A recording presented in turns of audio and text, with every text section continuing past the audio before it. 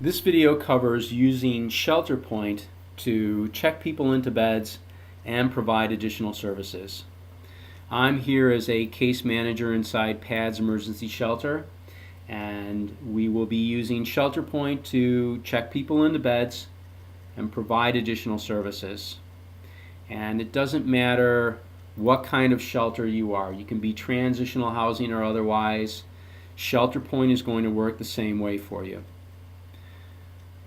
To begin the process, we click on the ShelterPoint tab, and we are then brought into the ShelterPoint module. At the top here is a pick list of providers available to me, and I choose which provider that I want to work in within ShelterPoint. It defaulted to PADS Emergency Shelter because that's the provider I'm currently entering data as. Here, to enter data as a different provider, I have the ability to do that. I can click on the quote-unquote here link, and the same list of providers appears. And let's say, for example, I wanted to work in ShelterPoint within the PADS Family Center. So I would click on PADS Family Center, close the window, and then when I went into ShelterPoint, this would refresh and show PADS Family Center. Or another way to do it is right here in this pick list. Drop down and choose Family Center, and then press the Submit button, and then we'll be working in Family Center within ShelterPoint. But as it is, we're going to stay with Emergency Shelter. And because we're in Emergency Shelter, this section here, this bed list pick list, or this pick list of bed lists, the bed lists that we see here belong to PADS Emergency Shelter. Here is the bed list area itself, and currently it's in this day shelter, which is the very first. It must default to the very first entry within the pick list. That's not the shelter I want. I want the Friday Site 1 bed list, so I choose it, and then I have to press the Submit button off to the right. And now the bed list is changed to the Friday Site 1 bed list. To the left are the floor, room, and bed columns. For one bed list, there may be many floors. For one floor, many rooms, and for one room, many beds. As it is, scanning through the list, there's only one floor in this bedroom. It has only one room. And how many beds do we have? We have 40. If we needed some temporary additional beds, we would use the overflow functionality. We'll cover that in a later video. Let's say we want to check in John Doe and his wife and daughter into beds 1 through 3.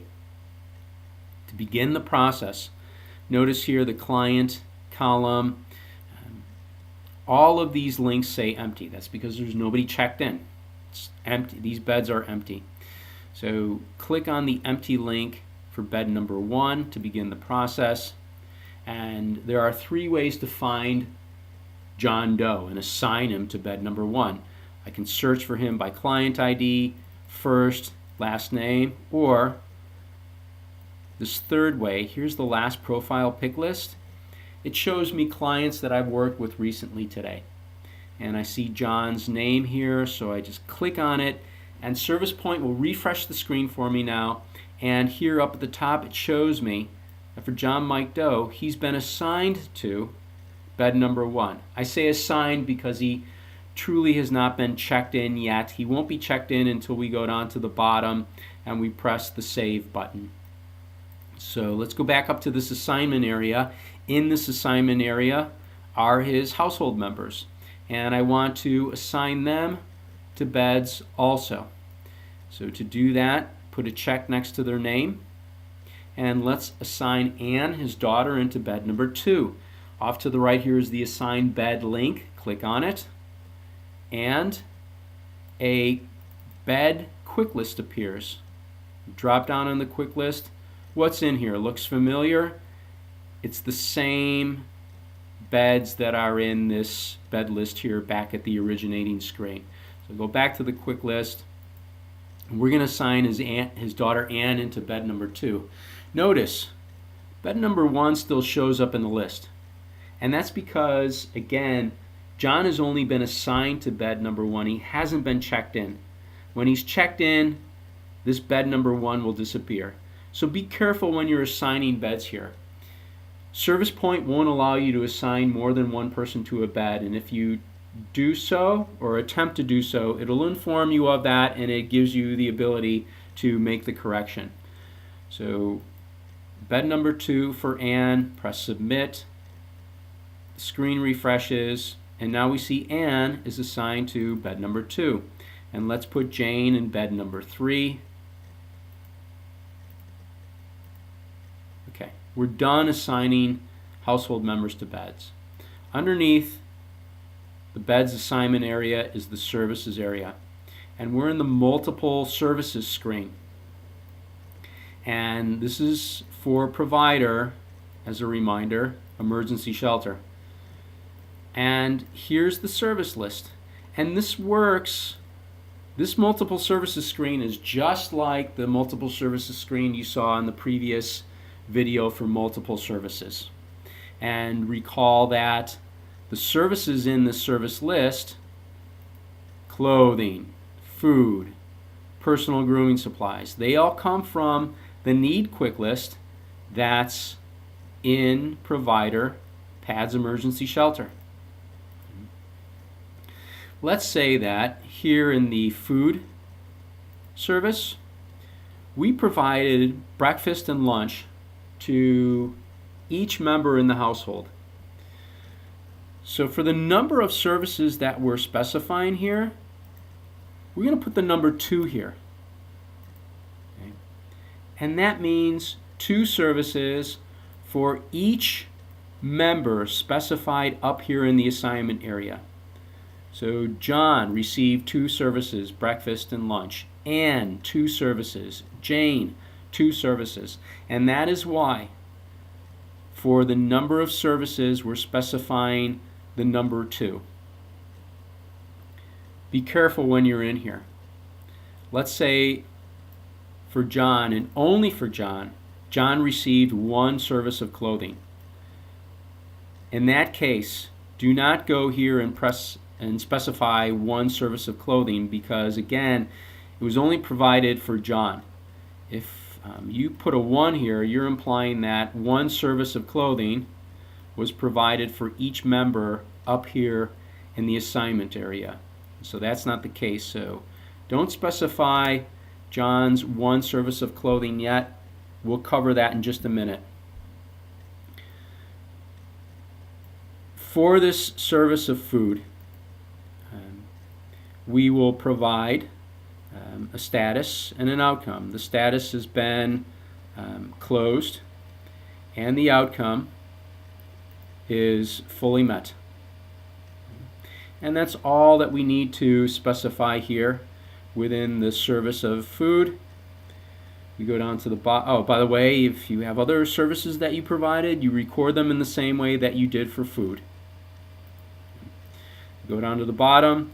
Now when we press save, now we're actually checking the people into the bed. So press save and continue. The screen disappears. Now the screen refreshes, and we see that for beds 1 through 3 are our Doe family clients. Now let's record that 1 additional service of clothing for John. To do that, stay right where you are. Just click on John's name link here. Pop-up appears. His household members are underneath. Again, they did not receive clothing, so do not check their check boxes. Down here at the bottom is Jump to Multiple Services. Click on Jump to Multiple Services button. Go right back into Multiple Services. This time it's a little different. we're brought to the Service Transaction subtab, and it's just for John. Again, don't include the additional household members. Go to Clothing, specify your one service of clothing, specify that the status has been closed and the outcome fully met. Go down to the bottom, press Save and Exit, and we remain inside the Service Transactions subtab. And so while we're here, let's look at the needs and services that we recorded in order from top down. Here's a need, and by the way, we're still in John's profile. So here's a need for clothing, and the service provided was clothing. It's closed, it's fully met. Let's go on to the next need. It's for emergency shelter, and the service that was provided is emergency shelter. And the need status is in progress. Hey, wait a second. Do you remember specifying a need and a service for emergency shelter? No, we don't. We didn't do that. ServicePoint did this automatically for us. And when did it do it for us? It did it automatically for us when we checked the client into a bed. So note this. Whatever program you're working in, when you check a person into a bed, ServicePoint will automatically create a need and a shelter, and the shelter type will be appropriate to what your program is.